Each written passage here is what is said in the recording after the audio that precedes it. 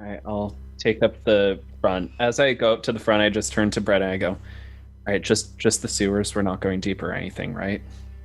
I promise you, lad, this isn't going to be nearly as deep as where you've gone. I know that look. I know that look well. Trust me. Old Bright Gleam isn't going to take you any further than you wish to go. But you know that this needs to get done. Otherwise, Fiddle Scratch wouldn't have sent you here. I know. I gave my word.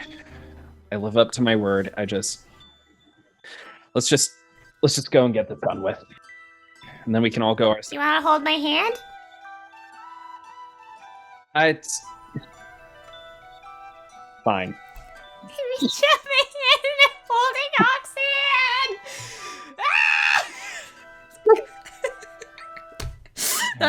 That's what's in Doddle's heart. Yeah, so the two of you are holding hands as you're moving through.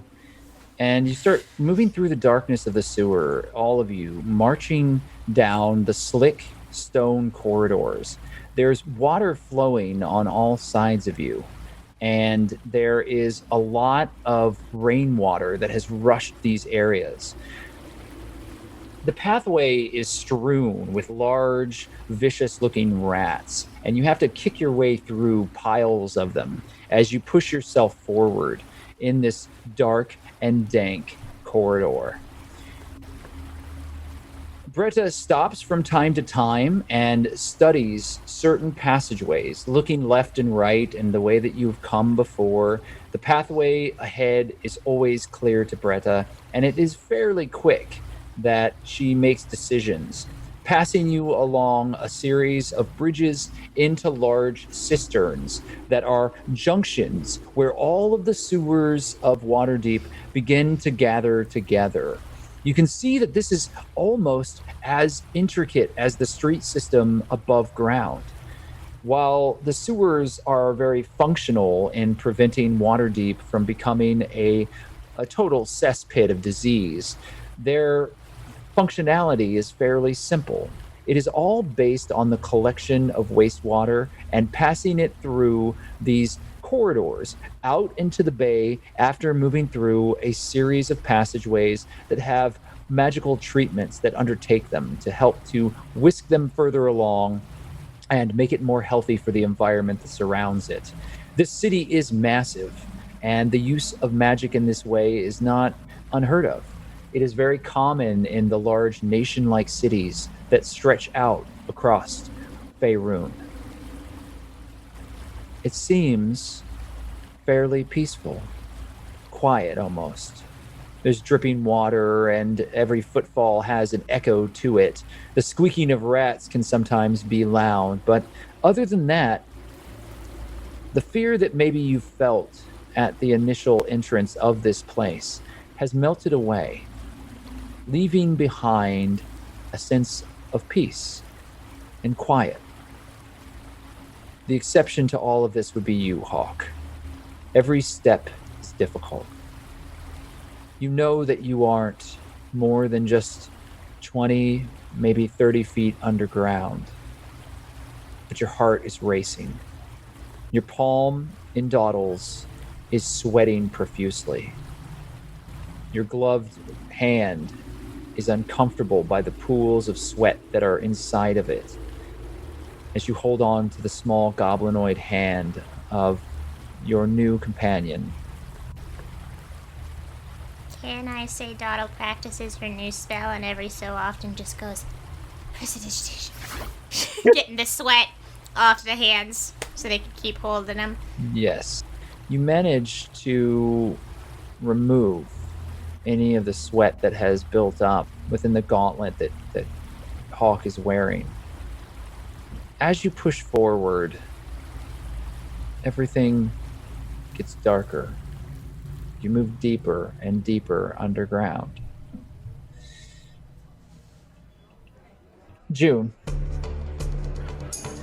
The twins are looking at you very levelly, waiting for you to speak. How is your friend? She will, in fact, live. Good. That's good. I was a little worried. But here's the thing.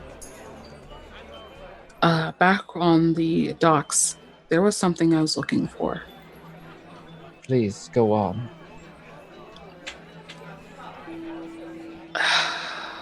I told you, I follow Sylvanas. Well,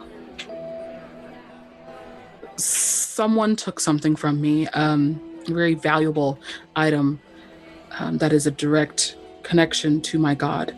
And I have to get that back. And I believe it's somewhere on the docks of Waterdeep. We're listening. So what I need help with is obtaining information, and she kind of hangs her head a little in shame and goes, and stealing it back.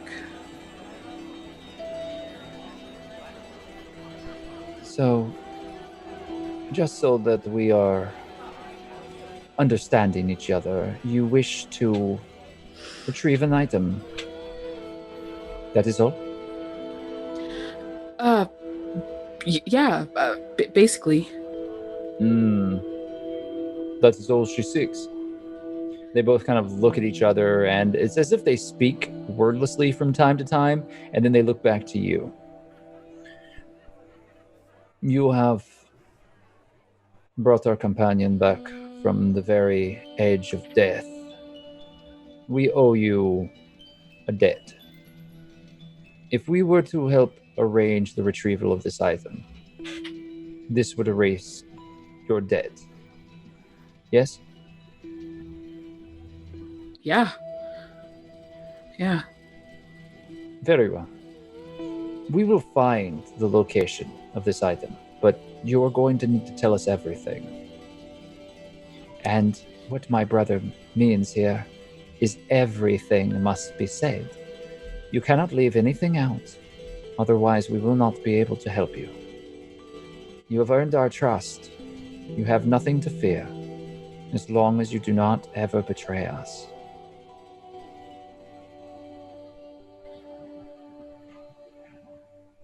June just kind of stands up a little straighter.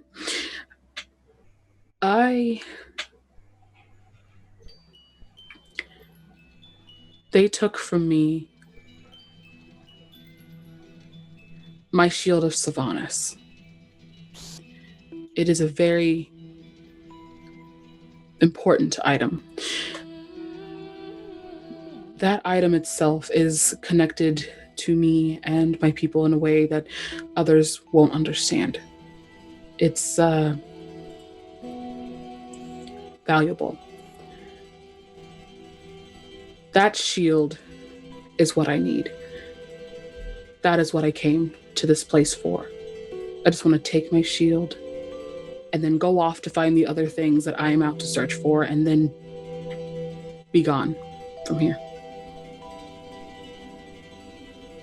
You say that this is a shield of Sylvanas.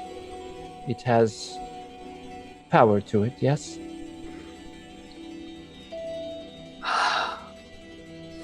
Yeah, it does.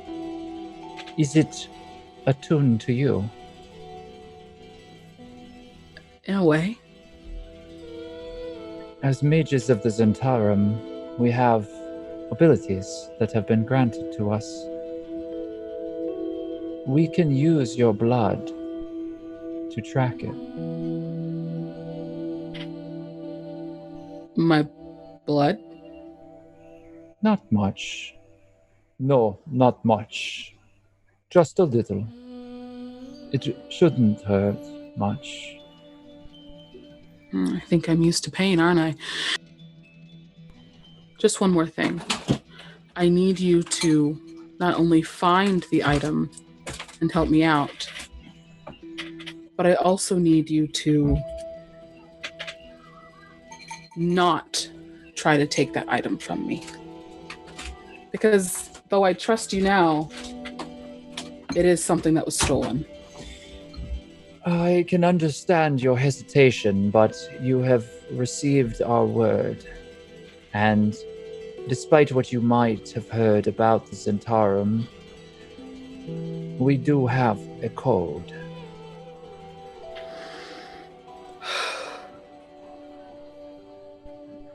Okay. You have handled Mert very handily. Yeah. It seems that he, Uthra, and Div might be the correct members to send along with you. We will take your blood, and using it, we will find a means of location for this shield of yours. The three of them will accompany you so that you have the appropriate amount of muscle to make anyone who stands in your way very sorry that they crossed the Zentarum. How much time do you need? I'll give you my blood. The woman, half of these twins, steps forward and takes your hand and produces a hooked dagger and rakes it across your palm without any sort of warning. And blood begins to pool up in your hand. Immediately, she turns her fingers and whispers something, and the blood begins to float and accumulate into what looks like an invisible bowl. And it forms almost an orb of your own blood that is floating there, and you can see a very slight shimmer around it.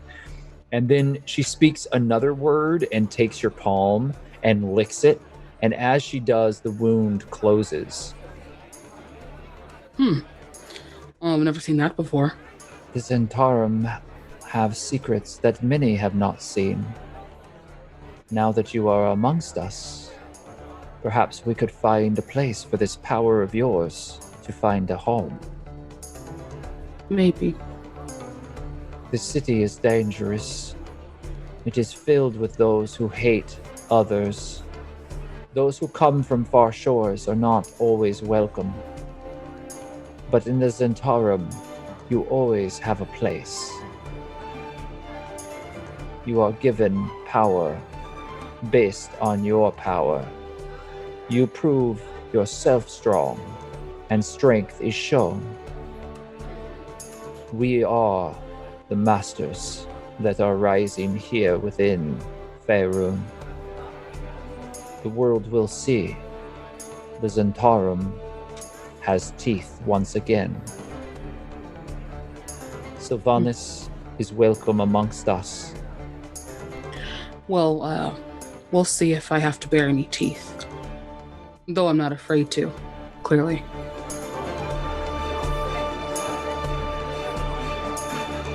You return, Calder, from a full day of operating within the dock ward alone.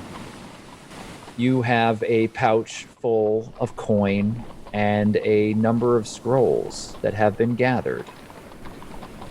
Filthy Meg has received word, and you have been entrusted with your own route here within this part of the city. You've been moving your way around, and Stimp will, from time to time, check in on you. But those check-ins have become rarer and rarer as the 10-day has moved on. And at the end of the 10-day, you seem to be operating fully of your own free accord. The route has been set out for you, but you're free to go about it in any way that you see fit. There is a tavern that they need you to attend to, one that requires a payment that is overdue. You have made your way through, and as you enter into this tavern, it seems familiar to you, though you think you've only passed through it maybe once or twice in your time here. There is a priest of Tamora with a cup sitting next to them as they have their sandaled feet kicked up next to a fire. And there are children, orphans, that are running about collecting coins for the goddess of luck. Copper for the luck of Tamora. I actually think Cal still He might still have some, because he got a couple gold pieces from this mage guy, right? Right, yeah. You So he still might a have lot. some change. You certainly can get it if you don't automatically have the change. So yeah, I think he'll put a little bit in there. you throw a couple copper to the kid, and the kid looks up at you. May the blessings of Tamora be upon you. Ugh. Lady Luck looks over all of us, my child. Welcome, I see that you have coin to spend. And the priest has ejected himself out of his seat once you kind of threw some coin into that cup. Perhaps you would like a more fulsome understanding of the luck and guidance that can be given to you by the lady. Maybe another time. I'm here on some other business. Ah, yes. Well, my son, should you ever make your way back here, know that my services are at your disposal. No, I keep could that in lecture mind. you on the goodness of the world, or perhaps on the tenets of Timora. Maybe you would like to hear a legend, or perhaps I could regale you with tales from far shores. Your coin will always be welcome here, son. I'll keep that in mind. Hopefully, this visit results in me being able to come back. I'm here on some business for a certain aquatic acquaintance I think we might both share. Oh, yes. Look, I understand you may require payment from me. I must be honest, as it is my nature. It has been a very rough 10-day for us. My children and I have simply not acquired the funds that would allow us to pay back Meg. I mean, her expectations, let's say they're a little unrealistic for what a penniless cleric can provide. Granted, I borrowed the money, yes, it's true, but I think, young lad, I see in your eyes an entrepreneurial spirit. I want to do an insight check. This is not my best. Oh, Yeah, 13 is actually above average. It's pretty good. Let me see if his deception is going. Yes. Yeah. His. Yeah. You think that he's not on the level, but at the same time, you don't necessarily know that he has the coin. right. Listen, sir, it's not me that requires anything at all, but Meg is not somebody that you want to be on the wrong side of. Trust me, I've been around. I couldn't agree more. Perhaps you and I could make an arrangement outside of Meg. Cal just like raises one eyebrow, like very skeptical, like, and what would that be? Well, what if I were to pay you a quarter of what I owe Meg now, and you were to tell Meg that I had been waylaid, and that I was attacked, perhaps, and that due to that attack from ruffians, I had been robbed. And in that robbery, the coin that I was meant to give back to Meg was stolen right before your eyes. Cal like squints at this man and thinks for a second and says, "So where did the money that she lent you actually go?" Well, I believe that it is mostly just an accounting error. Perhaps a poor expenditure here or there. Nothing too uncommon. But you understand that as a clergyman, I have so many mouths to feed, and the coin does go so quickly. So I'm to understand that you simply don't have it.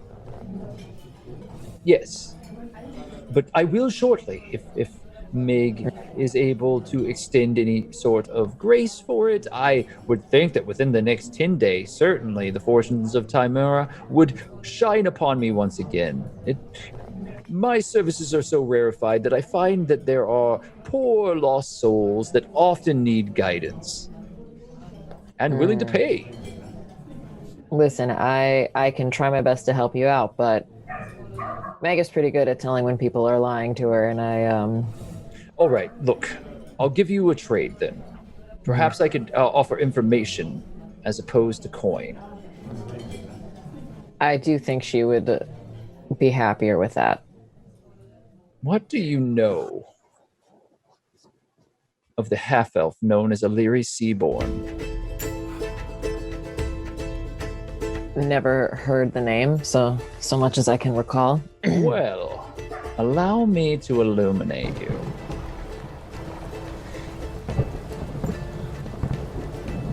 Elerie,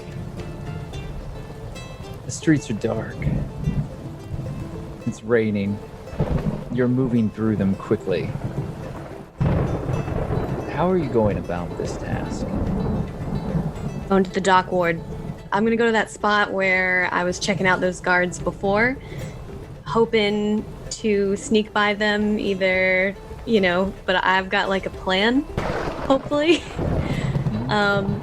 I want to get as close to what everyone's like got on lock and key as I possibly can, and then when I get in danger, perhaps that'll be the person I take out. So I want to get as close to the spot that people aren't supposed to be at as I can. So you make your way back to the Anchor's Rest, and you know that area has been cordoned off by a large number of city watch for some time now. And as you make your way closer, a very large, well-muscled, stern-looking individual with a shaved scalp and long mustache pushes forward. All right, hold there. That's far enough. We've already had this conversation. You're allowed to move freely anywhere but in this section. My superiors have been very clear. You're not to be detained. That doesn't mean we're going to allow you to traipse through this crime scene. A number of other guards kind of like stand and they're off in the distance. Are you hearing what I'm saying to you? Kaza is too scared to respond. Let's see. Yes, I hear you. I'm so sorry, but I just keep getting directions to come here, and it seems that someone is pulling my strings. But since I'm here, perhaps you can help me. How can I help you? Let's be honest. I want to get in there, and you're here to not let me do that. But in order for me to do my job, I'm gonna need to get past you. That's interesting. Because for me to do my job, I have to be in front of you, preventing you from entering that alleyway. Well, perhaps we could go into that alleyway together. And she gives him like a little wink. Together? I don't know. Let's see if that's gonna work. Yeah, we'll leave it to a roll. He mentioned the alleyway, so clearly he's thinking about it. Well, the alleyway is specifically the area that no one's supposed to enter. But let's see what we got here. That wasn't a no. It wasn't a no. It wasn't a no. He's thinking about it. So give me a performance check. With a 13. Okay, it's an insight check. I'm sorry to say, he narrows his eyes and looks at you. If you think that I am so reckless as to take someone so well armed down an alleyway on honeyed words, you take me for a fool. You could unarm me. Insight check. He motions to the others, and they step forward and hold out their hands for you to hand them your weapons. Very well.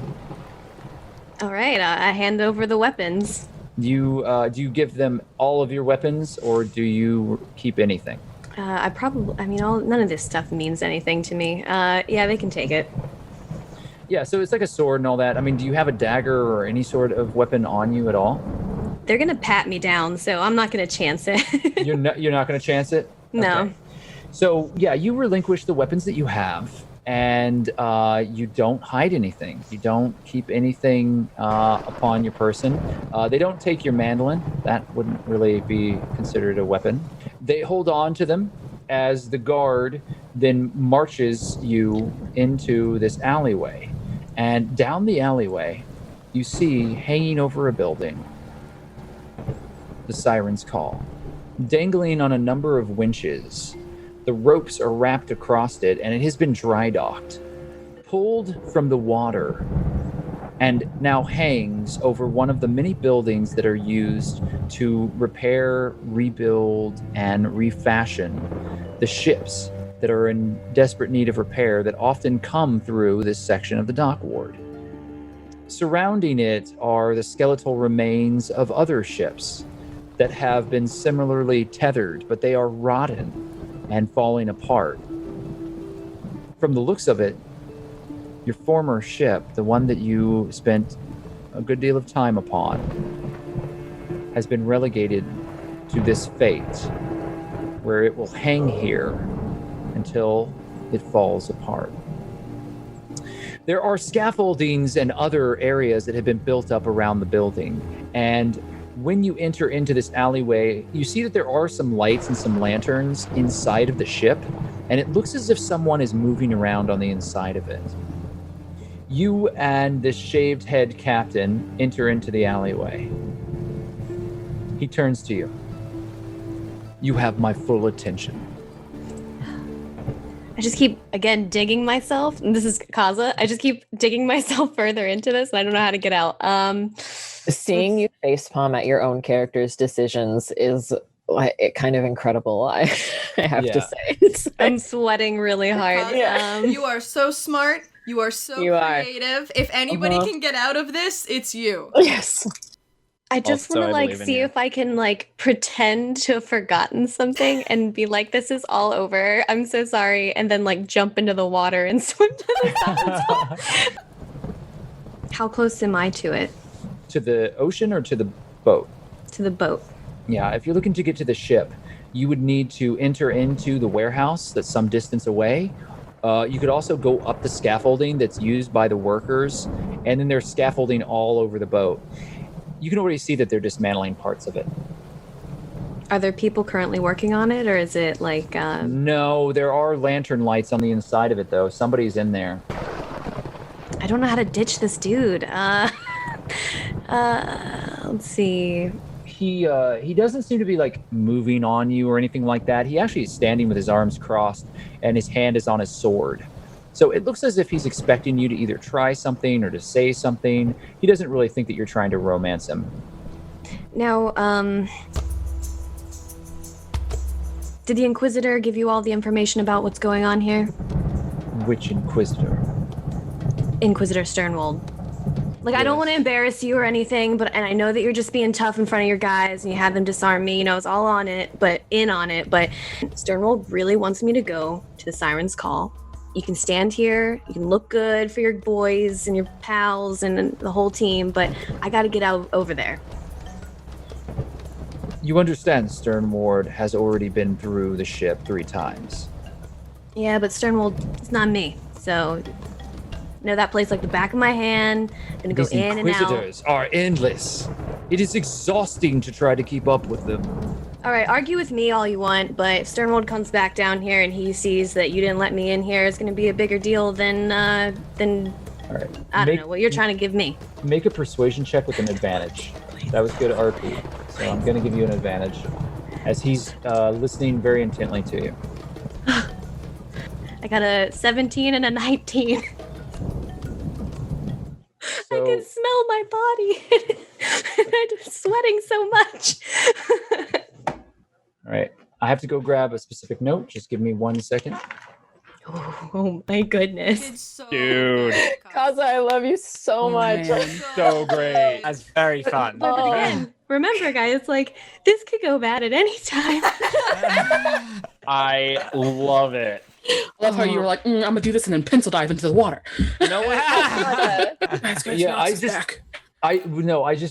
didn't have everything for the Siren's Call. Okay, you have no weapons at this moment, though. I have my fists. Okay. That's all that I needed to hear. That's all that I needed to hear. You've rolled very, very well. And he looks you up and down one last time. Look, I will give you a quarter of an hour. After that, I will send my guards to retrieve you. If you are, at that point, still present, we will have words again, and they will not be this honeyed nonsense that you've given me in the street. Hopefully you won't be seeing me again. Move on quickly before anyone finds out. I can't have every inquisitor who thinks that they're entitled to the crime scene stepping through here without any sort of paperwork. There are procedures that we follow, believe it or not. Hey, I appreciate you sticking your neck out for me, bud. I'll have my guards leave your weapons in that corner when you come back out. Of course. He turns and just walks away, shaking his head. So do you make your way up the scaffolding to the Siren's Call? Yes. Make a dexterity saving throw. Your foot immediately kind of slips on the wet wood, and you do manage to catch yourself. Make an acrobatics check, please. You realize how precarious it is on this scaffolding as you work your way up. You're 3 stories above street level, and there are a number of lanterns that are hanging, swaying in the breeze as the rain kind of continues to come down and pelt you as you continue to move along the side of the ship, and memories start to swell over you as you make your ascension. You remember the ship when it was in better days, rocking gently across the Sea of Swords, making its way from the Moonshae Isles to Baldur's Gate, back to Waterdeep, and all the way north to Neverwinter. Siren's Call has seen many ports and has always been a stalwart and trustworthy ship. It's like greeting an old friend, but finding that your friend isn't well on death's door. You make your way to the top of the ship, and sure enough, below deck, you hear movement. What do you do? It's raining really heavily. It's a light spatter of rain at this time. Elerie would like to discreetly move aboard the ship. Just like I imagine, like just trying to be stealthy, sneak up on this person, whoever they are. She definitely doesn't want them to know she's there. Just another face seeing her would probably not be good for her. But she would like to go towards where that person is to see who it is. Yeah, you get a little closer, and sure enough, there are a number of guards that are on patrol in the ship. They are city watch, and they have a halberd with them and a lantern, and they're marching back and forth, ensuring that the ship is safe. On the inside? On the inside. Okay. But listen, I've been on this ship for a long time, so I gotta know something. Okay. I want to go towards the captain's quarters. Okay, you start moving towards the captain's quarters. Go ahead and make a stealth check for me. It's very quiet. You're sneaking across. You make your way to the doorway, and it is locked. You push forward again, and the latch won't budge. It's a sturdy lock and a very sturdy door. There are windows inset into it, but each of them is only about 6 inches, in panels that are worked across the front. You could break a window out, but you couldn't possibly reach the handle on the other side, and you wouldn't be able to move through the window yourself. There are windows on the very back, but you would have to dangle off the rear of the ship to be able to break through. May I search the area, around the door, or just like this little area, just to see if there's like anything that could help me open this door, or just like like make it come open, or just not have to like push it or kick it in and make a big noise? You're I want looking to try for something that you might be able to use to pry the door open. Am I hearing that right? that, or like if there, I don't think there would be a key. They would have found it, or maybe they put it. So I'm just like looking around to see if there's anything I can do to get into the door. Yeah, there wouldn't be. Well, there are keys. You know that there are keys, but most likely the guards have them at this point, or someone, maybe the guard that you spoke to has the keys, or maybe somebody took them off site. But to get this door open, you're probably going to need to try to pry it open or bash the door down. You don't think you could break it off of its hinges, but you need to find some sort of lever, something made out of metal that's thin enough for you to be able to pry in there. There are some tools on the deck of the ship that would suffice if you wish to go try to find one. Yeah, I'm gonna have to go find myself a tool. Okay, make a stealth check across the deck of the ship if that's what you choose to do. Ooh, okay. You are as silent as the grave as you move across, and you see a large wooden box that is inset next to another rowboat that has been kind of tethered, and it's already been like slightly lowered, and it looks like someone has really torn it apart.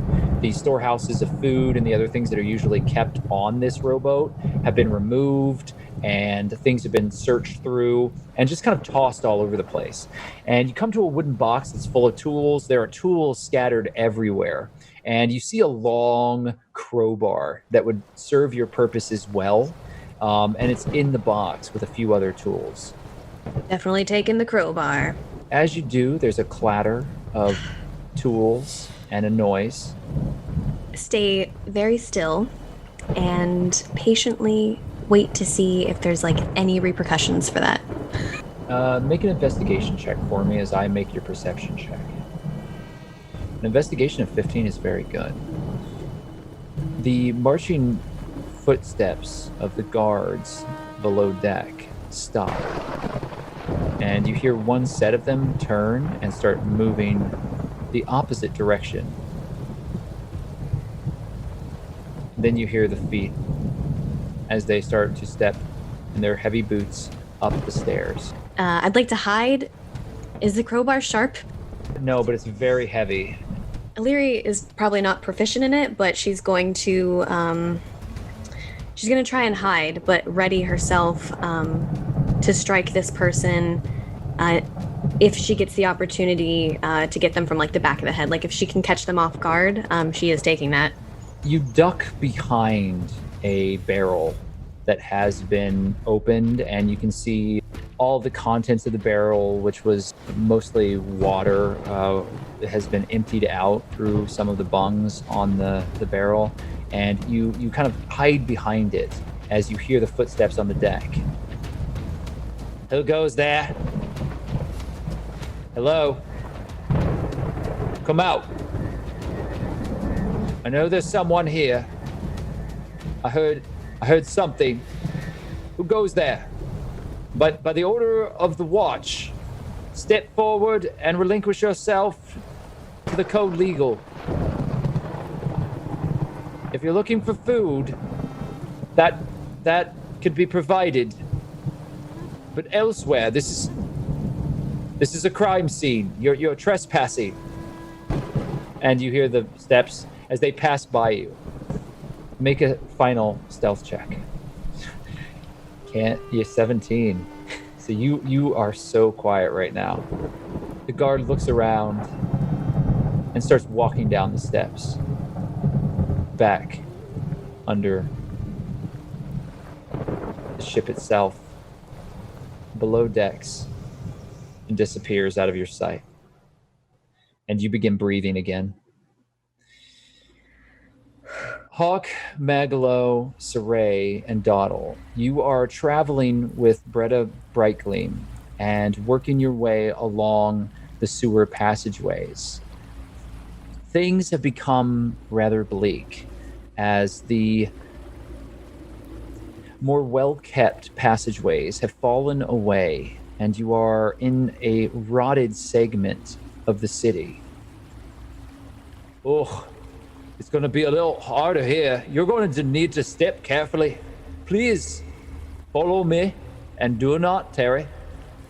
walk carefully. Yes, ma'am. I need each of you to make an acrobatics check to prevent yourself from falling into the sludge beneath. 17. Maglo, 5. Siraye, 23. Hawke, 12. Maglo, would you like to put a flash of genius on that? Comes a 9. Oh. Okay, but I'm a 9... sludge boy now. No, but a 9 prevents you from doing more than just misstepping and dipping your boot into it. So you pull your boot back up in a misstep as you feel Bretta's strong hand grasp onto you as you're about to tumble totally in. Now then, lad, you need to pay attention to where you're going. All that book learning isn't going to do you no good if you're drowned. And it certainly isn't going to help your pride if you dip your face into that. I'm just... would I? I'm considering mumbling under my breath, like, I'm sure his pride could take a bigger hit than that. But I don't think I know Maglo well enough yet, so we're going to say it's not canon.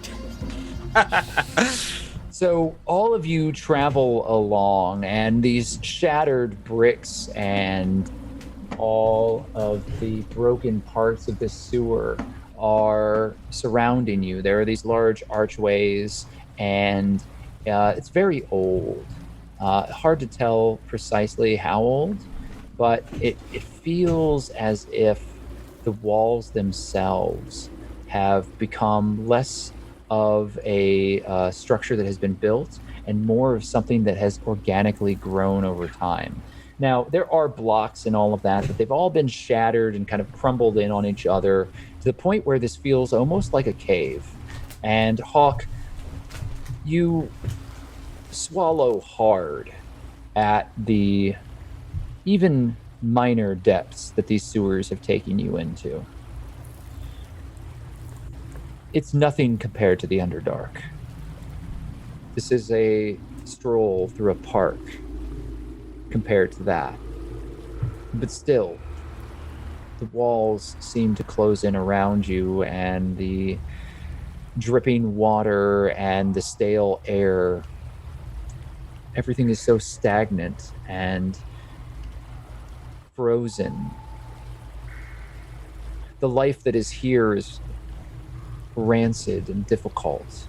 The rats that swarm under your feet, the bugs that crawl across the walls, the moss that has grown in patches on these ancient stone walls that have been broken, jagged before you. Bretta continues on and pulls you through a series of very long corridors. Now then, I want to be clear. We are close.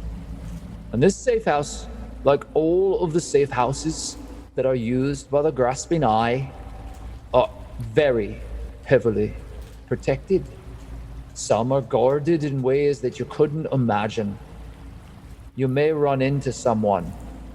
Chances are you won't find many of them together.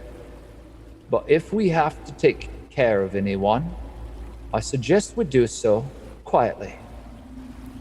Allow me to show you what this little gang you've upset is capable of. And Bretta picks up a rock and throws it further down the passageway. And immediately these spears shoot up out of the ground and form a barrier in front of you. There's knee-deep water that follows deeper into this passageway. Now, I'm afraid there's no other way to go. Pathways aren't going to be easy here. Do all of you know how to swim? Yes. Mm-hmm. It's a little hard, but I can do it. All right, then. We shall keep going. It's very dark here. Your light, Maglo, is the only thing that is casting any sort of illumination. Busby has a little pinprick of blue light that they've been throwing onto the stones and other things, and you get a little network of beeps every once in a while, but for the most part, Bretta seems to be leading the way. Bretta steps forward and starts searching around the wall, eventually coming upon a series of stones and presses down on the stones, and the spears slowly retract.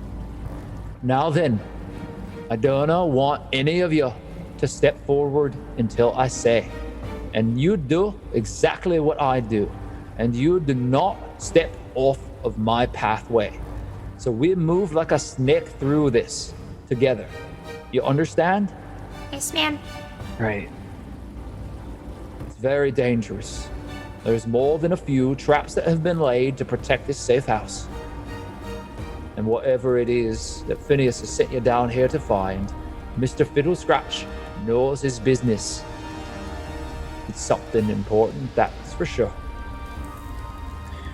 In that case, here, Doddle, was it? Yeah? Here, thank you for earlier. Why don't I, he takes out his bottle. May I? It's a protection spell.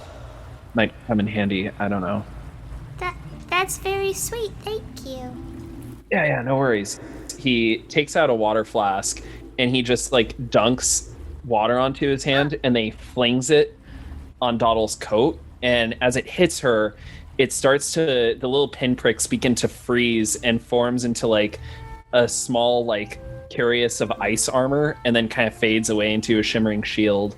And I'm going to cast Armor of Agathis at the 2nd level on Doddle, giving her 10 temporary hit points, and anytime somebody does a melee attack on her, so long as she has those hit points, they take 5 cold damage. Hey, dude.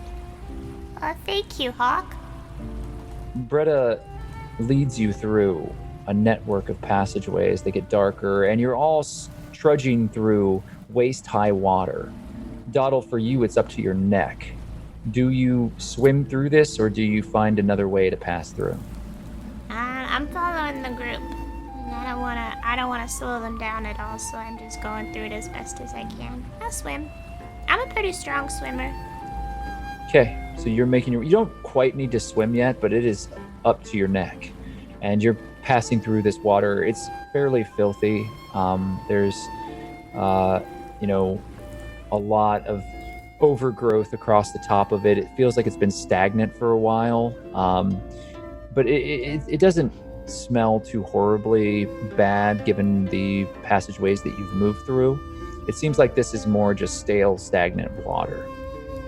And as you and the group continue to push forward, you make your way past a number of these traps that Bretta works to disarm as you continue forward.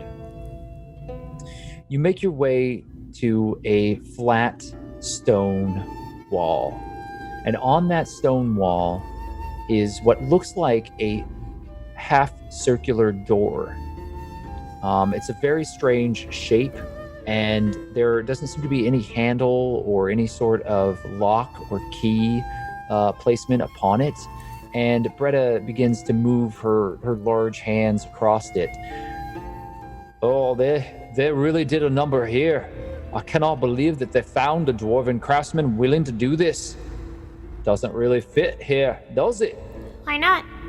Well, this is stonecraft. Fairly well done, in fact. That a dwarf would do this for some sort of disreputable gang really hurts me. The fact that they would put the time and effort into making something so beautiful and putting it here in the middle of a sewer. Maybe. Originally it wasn't in this sewer. Maybe they took it from your dwarven friends. Maybe you're right, Siraye. Yeah, well, you'd be surprised the beautiful craftsmanship that goes into a killing hall. They did have someone making them fine traps. But this is something else entirely. I'll tell you this much. All of you youngins, you need to listen very closely. If they can afford to do this, I don't know what we're going to find on the other side of this door. Could be anything. And I guarantee you, it isn't going to be good. So stay close. And as she begins working her way through, she starts licking her finger and tracing across the dwarven runes that are on the interior of the door. She pushes her hand against a single stone in the center and shifts it counterclockwise and then back the other direction and then slides it up and to the left. And there's a clicking noise and the door rolls open in front of all of you. A passageway opens up before you. There is a series of stairs that lead up, and there are flickering torchlights off in the distance. It seems as if these sconces have been lit not too long ago.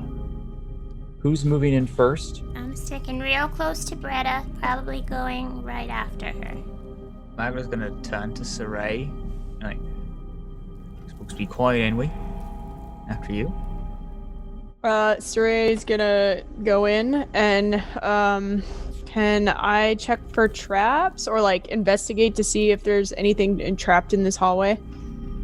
You can, Siraye. So you step forward, and yeah, I'm gonna have you make an investigation check as you start to look across the stone floors and all the areas. You do have thieves' tools, right?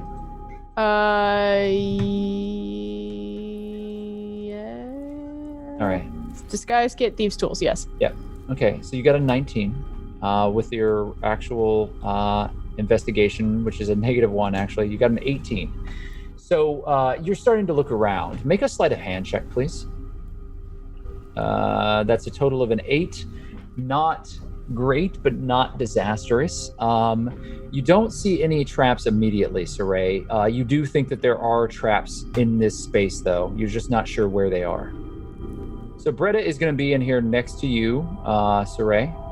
Who's coming in afterwards? Hawke will begrudgingly follow in because he knows he has the suit of armor. Bretta looks back. It seems to be safe. You should get in before that door closes. Doddle nods nervously and moves ahead. Maglo also walks ahead. Oh. Hello. Hi there, friend. Lucy. Sorry. Hey! She keeps walking back and forth across my laptop. Okay.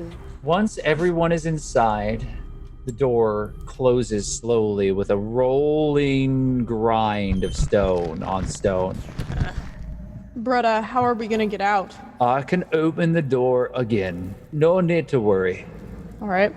And then I'm gonna look ahead and kind of investigate again and see if I can see anything. Are you moving out of the space that you're in now? Yeah, I'll move a step ahead. I won't go too far. All right, Bretta is just following you step by step, kind of looking along the walls as well. You have the aid quality to this, so go ahead and roll with advantage for your investigation.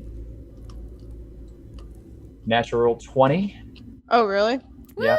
I got a 9 on D&D Beyond. Wouldn't let me do it twice, but I got a 9 on this end, so take that 20. Okay, so roll again to see if you get another natural 20. No, you didn't get another natural 20. Okay. That would have been close, though. Yeah, I was close. To, like, failing. You didn't get it. So you're moving down this corridor, and there's a flickering torchlight some area ahead, and Bretta is looking around as well. I do not like this at all. It's a little too quiet, wouldn't you say? I'm not sure what the regular amount of quiet is, so I'm afraid I have no opinion about that. Well, we've got to move forward. There's nothing to be done about it. Bretta is looking around, and you find that Bretta is investigating a sconce and stops all of you, holding her large hand upward. All right, all of you, just wait right here. Is there anything that the rest of you want to do while you're stopped? No, I want to do exactly what this dwarven woman tells me to. How's the illumination from Maglo's flashlight? Is it enough for everybody to see perfectly well, or could we use more? If you have dark vision, it's useless underneath that thing, but you can see about as far as the extent of this corridor. Okay. It's not perfect because it's kind of, it's a little sharp, the light, and it hit things and shadows gets cast, but for the most part, it's effective in what it's trying to do. Okay. Bretta stops and then turns the sconce, and the flame flickers for a moment, and then it retreats back into its original position, but there's a loud clunk as a doorway opens. I knew it. I knew there was something about that did not seem right. I think we found one of their secret passages. We could explore that, or we could try further down this corridor. What do you want to do? I would imagine anything of value they would try and hide from plain sight. So the secret door is probably the best bet. And Indeed, more importantly, it's probably less trapped. Indeed, it seems to be. True. Siraye, you can make another investigation check with an advantage. 12 total. Okay, Woof. so yeah, you all start moving forward. And Bretta doesn't seem to be any wiser either. Do you all follow after? Yes. Yeah. So Bretta immediately stops and then throws her arm outward and prevents you, Siraye, from taking a final step forward. Do not breathe. Quietly, she very carefully takes a rock out of one of her pouches and drops it in front of her. And as she does, the floor falls away and reveals a pit trap. 30 feet below, there are sharpened metal spears that are crowded at the bottom of this trap. And now there's a fine cast of rubble that has melted away, as you can see that there were very thin boards that were overlain with this thin veneer of stone. And this is a passageway that looks like it's about 10 feet wide. So you have 10 feet to the other side.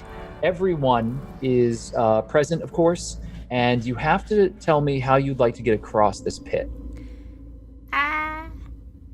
Doddle stares at the pit for a second and then goes, how am I gonna get out of this? And then she notices a small 8-legged friend dangling down on a little thread beside her. And she stops for a second because she swears she heard the spider talking to her for a second. And she picks him up. She's like, are you trying to help me, small friend? She doesn't hear him speak again, but she seems to learn something from him silently. And give me a second, what was the other thing I need for spider climb? It's verbal. I think it's verbal. I think it's verbal. And concentration, right? And I'll drop a vitamin, but I don't know what that is. So she's gonna whisper to her new spider friend in Elvish and give him a little kiss. And then send him on his way. And then as the spider crawls up the wall, she's gonna like mimic his movement and then go, oh neat! She's gonna cast spider climb and she's gonna climb up the wall. So Bitterman's tar. Oh, it's too late. You have a little piece of tar that you used as well in your spell. That's easily acquired. Doddle, you're now sticking to the wall as you move across to the other side. What do the rest of you do to get across? So full of fucking surprises. Whoa, I got an idea. He gets out a small, what looks like a drone with these 4 little propellers, and he pulls out rope and then like pushes one end of the rope in, and there's this quite loud click. And Maglo presses in the top of it, and he... Look at the big brain on this one. You know, okay. Make it a little easier to cross anyway. Indeed it should. Bretta swings across and makes her way over to the side very easily. Who else is coming across? You just have to make an acrobatics check and not horribly suck at it. Wow, this is Brilliant, happening. let's do it. Can I say, did you build all these, Maglo? I did, Oh shit! Look at me. Got a natural 20. I don't want to do that. No, wait, I rolled the wrong one. Sorry, I accidentally did acrobatics instead of athletics. Shit, you know what? That's the more interesting roll. I'll keep it. Woof. It doesn't do much, but Maglo is going to use a flash of genius on that to make it a 9. I actually went with acrobatics. I have like +3 to my athletics. That was a smooth brain moment. All right, so it looks like everyone makes it across. Hawke, you do not do really well here, and you slip. And as you... Since I did really well, can I grab onto Hawke's, like, the front of Hawke's armor? I will give you an opportunity to support Hawke since you did really well.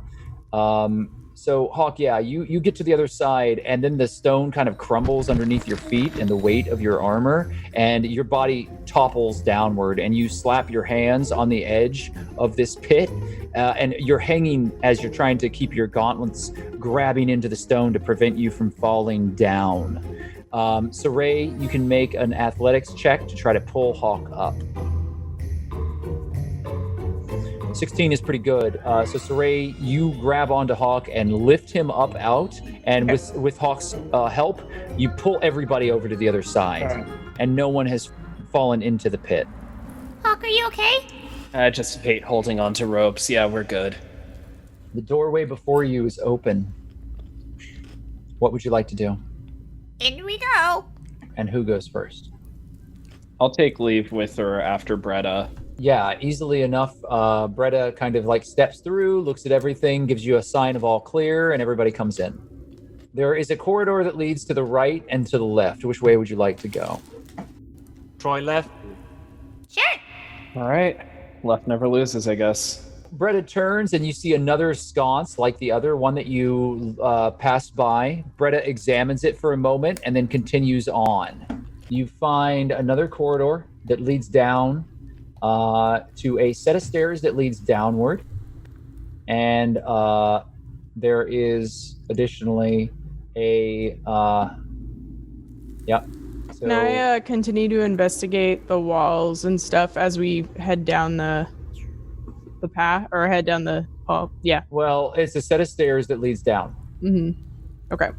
And yes, all of you can continue to examine things. Go ahead and make another investigation check with an advantage. You can roll that again, Siraye.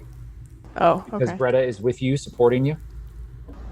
Yeah, I got for investigation. I got a 9 as my highest. All right. None of you notice anything as you're moving forward. There's a set of stairs coming down, and Bretta is examining everything. Who follows after? Can I take a little peek down the stairs? It's dark, and you do hear something deeper below, Doddle. Your goblin ears perk up, and you can make an investigation check. 22. It sounds like a large creature moving behind a cage, because you hear metal and sort of like the reverberation of a growl as something is stalking in some sort of container below. Yeah, Bretta leads you a little further down and then steps onto this platform here, and immediately a series of jagged spears shoot upward. And Bretta gets the opportunity to make a couple of saving throws, one of which is passed, one of which is failed. Bretta throws themselves backwards this way, nearly toppling over you, Doddle, as the spears shoot upward, and Bretta is stabbed in the leg. And immediately it kind of bites back the pain. Oh, damn it! Oh, the seven hills! Here. I'm going to use my healing hands to heal her for 7 hit points. Okay, so you heal Bretta Brightgleam, and as you do, you see the wound close itself. And while they're still somewhat wounded by the trap, it doesn't seem as if they're poisoned or anything of that ilk. And Bretta pulls themselves up off of the stone wall and stands before all of you. All right, that was a surprise. Are you doing okay? We didn't have time to stop and rest. Okay. We need to make our way as quickly as possible. I think we need to jump over this area. I don't know how to necessarily disarm this without spending more time on it. Doddle, you got... A spider climb across again. Yeah, you can spider. Do. Should we just let Doddle do the work here and take a look before we move forward? That might be a good idea. Yeah. Kinda... Would it? Just be quiet, Doddle. The first sign of any trouble, come running back to us, okay? Yeah. Little one, we'll be right here, ready to rush in if anything causes you any sort of harm at all. Just be careful and be quiet as a mouse, and move yourself in there and take a quick peek and tell us what you see. And stay climbing. Stay high. Okay, and I'm gonna keep climbing out the wall. Pretending to be a lot braver than I actually am. You work your way over, Doddle, and you immediately find yourself in a large chamber that is covered with cobwebs, and there is a large steel panel that is built into the ground with a lever that has been chained with heavy chains and locks. And there's a flickering torch here as well, a sconce that burns with an oil reserve that seems to have been burning for some time, as there's black soot all along the wall around it. But beneath this large metal plate in the opening window that is barred, you see the movement of scales, and you hear something moving and growling. Can I get closer to the cage? You can climb on the ceiling if you like, or you can climb. I just go to like where the metal part begins, and I like lean in and say, "Hello?" There is a low, fierce sounding rumble that emerges as something moves. A large eye blinks, and you can see that it's watery and yellow. A tentacle raises up from the bars and slithers around, grabbing at things, and then pulls itself back.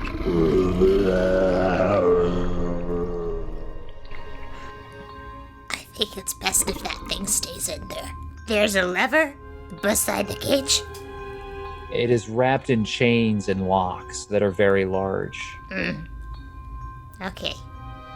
Right then. Give me a moment, because I have a thing. I know I do. Yep, there it is. Okay.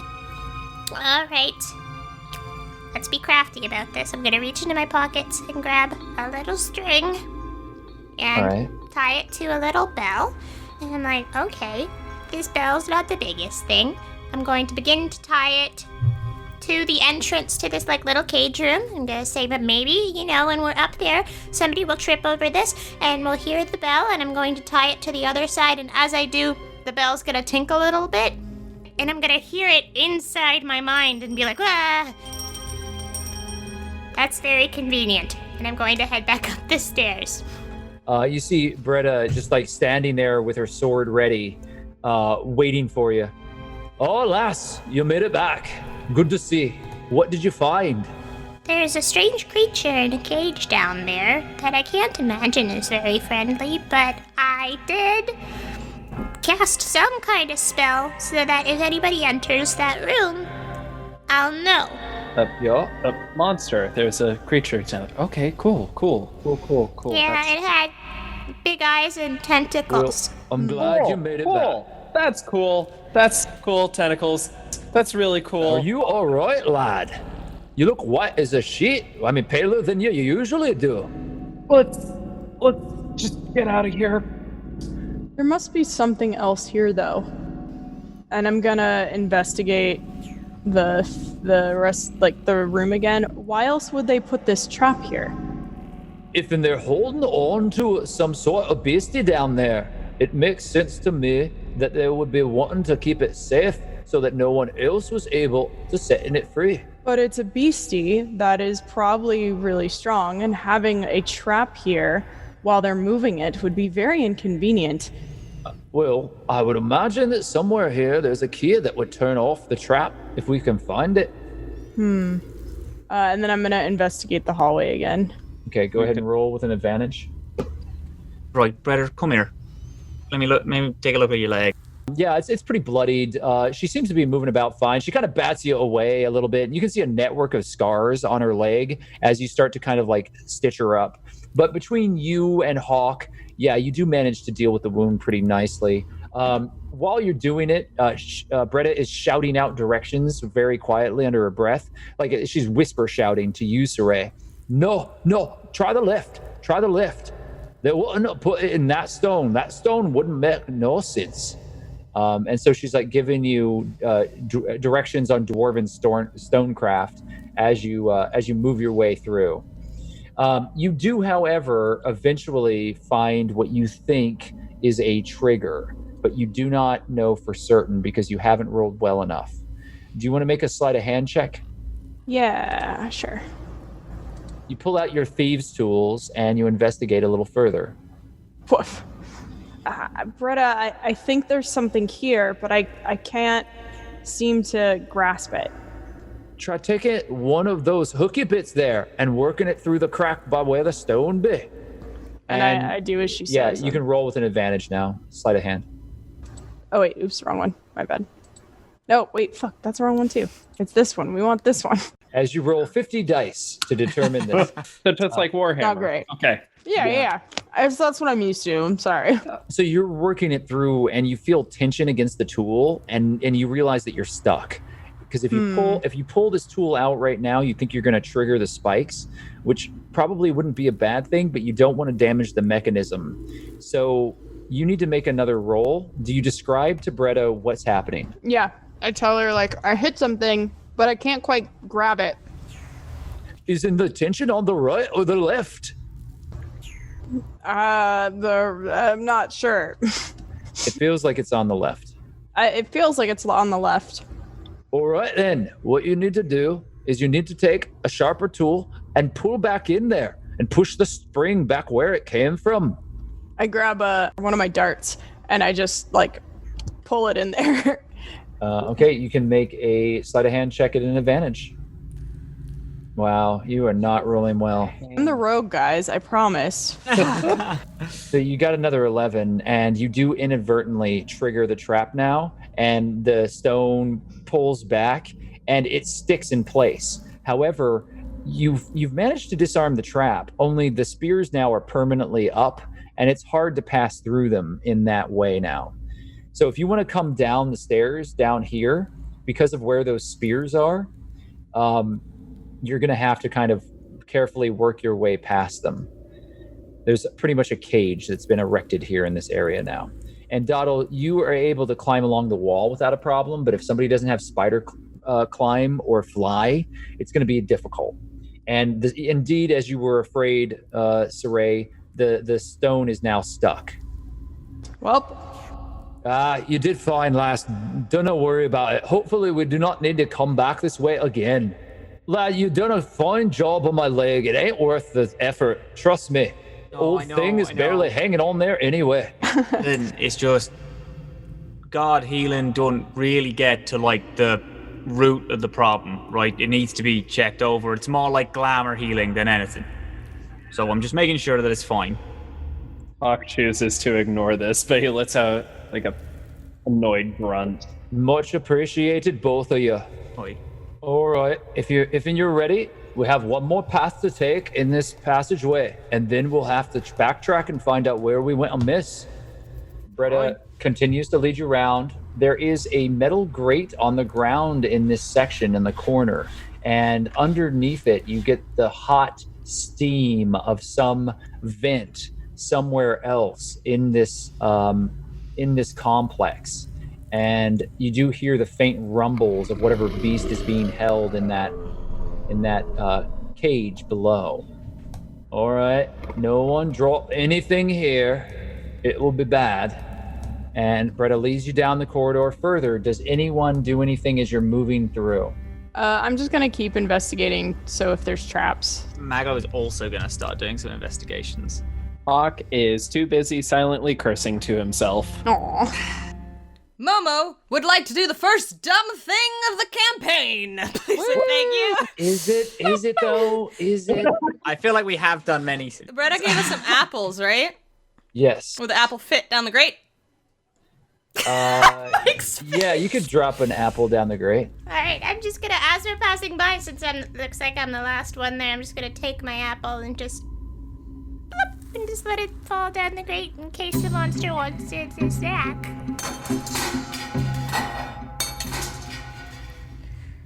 How loud was that? I immediately look back. Yeah. Oh, are we having a fool of a toque moment? Oh shit. Yeah. Yes. Throw yourself down there yourself. I'm just gonna look up. Why? I swear to all of you, that Mike looked up and Matt said why, and it was as if it were perfectly synced. I cannot wait to replay this later on. It's the fact that Maglo and Hawke are secretly same brain, and that's why they They are the hate each same. other. They are the same. In this moment, I think you found your first agreement.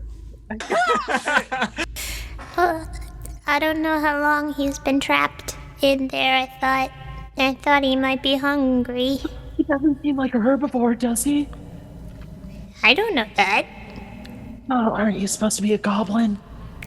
Siraye, I want you to make another investigation with an advantage. Okay. I thought goblins knew this Make a sleight underground of crap. hand as you make your way to the door. Oh, that is another natural 20.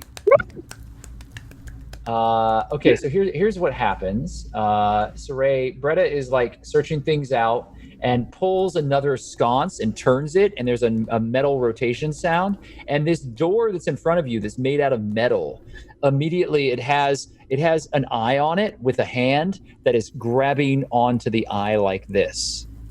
And so you see this orb in the center, and as Bretta turns this sconce, as she's exploring the area, the eye rotates and spins in front of you, and it shifts between a series of colors, red, green, blue, purple, and then it stops back at a blank eye. And you get closer to it, and you watched it spin, and you realize what you have to do. You have to stop it on a specific color. And you believe that since the badges that you had seen on the individuals that you had fought in the alleyway were red, that when that sconce is pulled, you have to press the eye on in the moment that it turns red, and at no other point. Bretta, do that again. Oh, yeah. I saw something happening over there. You got a keen eye, lass. Pretty impressive for an elf. And turns the sconce, and there's Squint a metal. at her while she says that. Me too.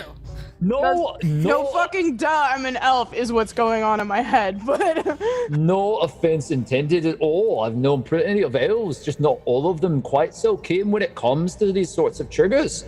And she pulls it down. There's a mechanical gear work, and it spins in front of you. Can you stop being indignant? Yeah, and then move forward? as soon as I see the red one, I'm gonna bop it. You're gonna bop it, Twist spin it, pull it. twist it. How they do in this dungeon? They've made a bop it door. Okay, so I need you to you strike it at the red. I'm not going to make a roll for it. You do press, and immediately the door slides open in front of you, revealing the chamber beyond. There are a number of enormous suits of armor. There are crates here. There are a number of steamer trunks and treasure chests that are stacked up in one corner. Specifically, there is one well-made treasure chest that is sitting here on this side of the room. And You don't say. Yeah, in the center of the room is a viscous pool of slime that is coating the entire floor here. There is an additional doorway on the opposite side of the room here. Does anything in the room look dangerous to us? There are weapons in the hands of these enormous statue-like suits of armor. They're much too large to be worn by regular humans. It seems like these might be made for giant folk of some sort. There are a number of sconces that are burning here. Everybody can make a nature check if they like. Nature? That's right. 22. Natural 20! For some weird reason, I have proficiency in nature, and that's still a 6. You merely adopted the nature. I was born into it. I know. I was really excited about my 22. Oh, it was still very good, my love. 22 is very good. It's shit next to my natural 20, though. Damn. Did you confirm it, Momo? Oh, no. 12. Yeah, Maglo, you did great. The slime. Everybody needs to stay away from the slime. Doddle, the slime is alive. You're certain of it as you look upon it. and it probably has acidic properties. You've run across these kind of creatures before in your travels, and it seems like some sort of ooze, sentient and dangerous. It will burn the flesh off of anyone that it touches. Alright, I'm gonna throw my hands in front of my friends and say I know this is... We need to hold. Sorry, Mike froze again. Oh no! I'm drawing a picture of Elerie and Siraye arm wrestling. Oh, I'm into it. Yeah. That's And I'm gonna draw it and have everybody else around so that it's like they're all like, what? I am so sorry, guys. No, that's okay. We're only 5 minutes away to answer your question too. Yeah, This Do I know the name of this goop monster? Just to flex on Maglo? Yeah, you want to flex on Maglo? A little, yeah. You know that there are a number of different types of slimes and oozes in the world. None of them are particularly safe. Many of them are quite dangerous, in fact. This particular form, while it is green in hue, is known as a gray ooze. Gray ooze.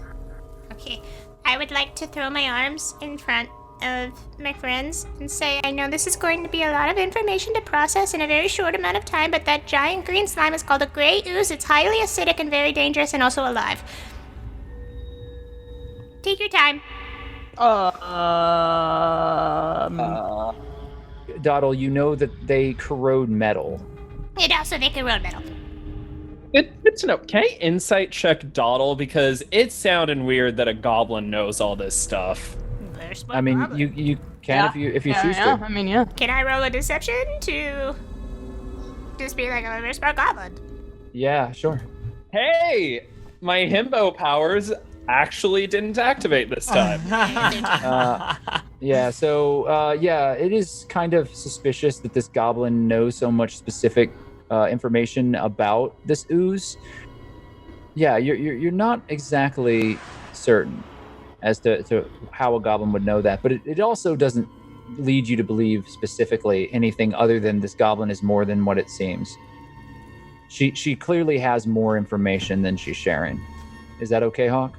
Yeah, that's great. Hawke just kind of looks at her, raises an eyebrow. The ooze stops moving. It was undulating a little, and the green tint across the top of it makes it look as if it's just a normal pool of murky, sludge-filled water. And it looks very shallow, but given the warnings that both Maglo and Doddle have given you, you now realize that this is a sentient, dangerous creature, all right? So how do you want to proceed? Does Fiddle Scratch tell us what kind of box we're looking for? Yes. What kind of box are we looking for? Everybody roll initiative. What? You son of a bitch. You darn tutor. 15. Hey, 18. Boo, 9. Oh, 21. Look at me. Siraye, you're going to be going first. What do you want to do? I can't do shit since what Doddle said requires me to use my spear that is metal. So I'm going to try and sneak around it and not disturb it so I can investigate the boxes. Yeah, you all got a lot of information that really saved your butts there, because if you had started attacking this ooze with your weapons, most likely your weapons would have been destroyed, with a couple of exceptions. You're welcome. So I'm gonna go to the door, because if what we're getting is super, super special, it probably is behind an extra lock somewhere. Okay, as soon as you walk towards the door, a pseudopod shoots out from the ooze as it is taking its reaction to attack you. Shit. Siraye! And you have stepped within its range. It is going to lash out as a slimy pseudopod shoots forward. Ugh. I'm gonna spend a key point. You don't need to. I'm gonna try and dodge it. Yeah, well, you don't need to, because your armor class isn't hit. So Oh, it thank strikes God. forward and you duck immediately as this slimy tendril smacks the wall behind you and then slithers back into the pool. You're at the door now, but you're also effectively in melee with this creature. So you will have to disengage to get away from it unless you want to invoke another attack of opportunity. Doddle, Yeah? if I punch it, will I be okay? Let me think about that for a second. Will she be okay if she punches it? Yeah, if it's corrosive to metal, I would also assume it's but maybe it's specific. Who knows? I don't know. I don't. When you're using ki, though, you would not be harmed. I'll say that. Fuck. I don't have that much key, team. I mean, as long as you're not like That's fine. It's fine. like wading into the ooze, you're probably not going to take a lot of damage. Yeah, no, it's cool. It's cool. I think you should be fine, Siraye. I'll just ready myself if I need to dodge or get out of the way again. Do you want me to hit it? Probably. All right. Okay. Here we go. Hawke takes a moment, takes a deep breath, opens his eyes. He points his finger at the ooze, and for a brief moment, you just see a white flash in his eyes as he shouts like, oh, geez, I'm always weird about saying like weird made-up languages on stream, but which is Celestial for by my hand you will die. Pretty good. And I am going to do a bonus action Hexblade's Curse. Yeah, once per short rest as a bonus action, I can choose one creature I see within 30 feet and curse it for a minute or until the target dies. And I gain +3 bonus to damage rolls, and I score a critical hit on 19 or 20. So I'm going to attack it with my green flame blade. Okay, so your blade immediately just ignites into flame, and you rush forward. Go ahead and roll to strike. Oh, Holy wow. cow. Yeah, that's a lot of so many dice. That's a 14 to hit? 14 absolutely hits. This thing is on the floor. It's very hard to miss. It is spread out, and you strike downward. How much damage do you do? So that's with that first one, and I'm gonna Divine Smite on top of it. Because why not? So that's 12 slashing plus the 3 from my Hexblade's Curse. That's 17 plus 4 fire. So that's 21, and then I'm gonna second level Divine Smite, which is, if I'm not mistaken, 3d8. Okay, so you've already done 21, and then you're doing you're stacking all of your abilities onto this to do 3d8 of additional damage. Yep. Okay, go ahead and roll that, please, Hawke. That is another 10. That's 31 points. Yeah, so Hawke steps forward, his blade flaming, rushes forward and strikes against this ooze, and it immediately reels in pain as all of these pseudopods shoot up around Hawke, trying to envelop him. But there's a blast of this arcane energy that engulfs the entire thing, and the green moss that was grown over this ooze dissipates, and you see that it's just this empty, translucent gray sludge that explodes outward and turns into ash, falling all around you in like a pool, as immediately these ashes blow away in the small amount of wind that's been created from this attack. I just popped it like a fucking pimple. Yeah, you certainly did. Gross. It's dead now. Well done. Yeah. Hey, what kind of box are we looking for? I just like sheath it, and I kind of just awkwardly shift around a little bit. What are you doing, Maglo? You're up. Oh, no. Sorry, actually, I take that back. It's Doddle's turn. Doddle, what do you want to do? Look at the box! What kind of box are we looking for? Okay, yeah, I want to look around at all these boxes and see if any of them are fit the description. You're rushing through the boxes, and none of them are a red lacquered box. None of these are what we're looking for. Do you open, like the crates are closed? You're gonna have to pry those open. This treasure chest seems to be locked, so you'll have to get that open to see what's inside of it. And then Siraye is at the door. Maglo, it's your turn. What would you like to do? Maglo is gonna survey the 4 giant statues to see if they're like trapped or secretly golems or like a living thing. They clearly want what's in this room protected, and the statues don't look kind. Right. Well, they're not statues. They're suits of armor, actually Suits of armor, my worn. apologies. Yeah, they're actually no, that's okay. They're actually worn by giantkin. However, as you examine them, you realize that they are empty and they don't seem to be enchanted. You don't think. Make an Arcana check, though, to be sure. 17. You are fairly certain that they are not going to come to life, and if they were, there will be a trigger somewhere in the room to make it happen. Fuck. All right, sure. Doddle, you say that the thing we're looking for isn't here? No. All right. Siraye, what are you doing?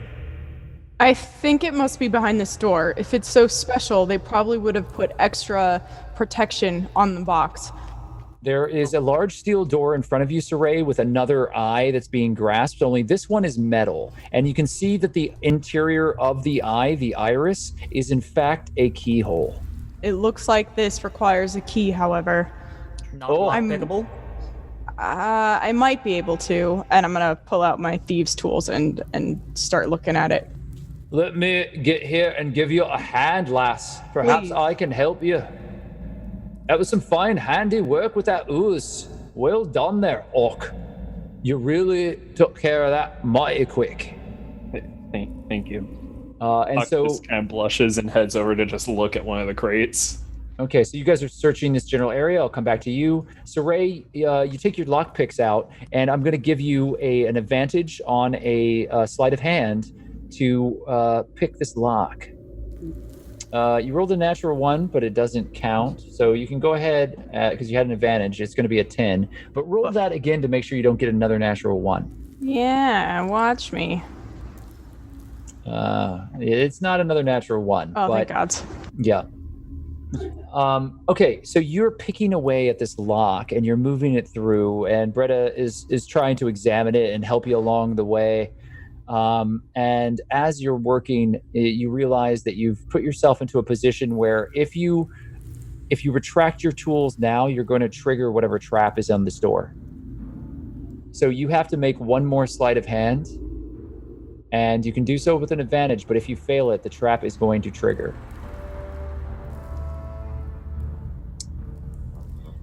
Okay, so Bretta looks at you. Now, Siraye, this is very important.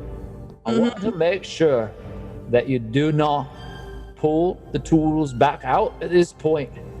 I can see now there's some tracings along this door, and I'm thinking that there's something attached to it. Do you see what I'm talking about? You turn the eye inside of the hand, and there's an enormous clicking noise, and the door slides up and away from you as you just managed to pull your tools out of the way.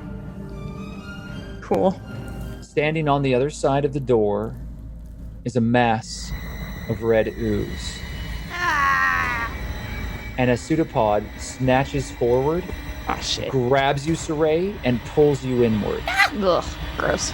Bretta screams out, "No!" as Siraye disappears into the dark of the cavern beyond. And that's where we're going to end it today. Oh, And that's how Siraye died. Oh, no.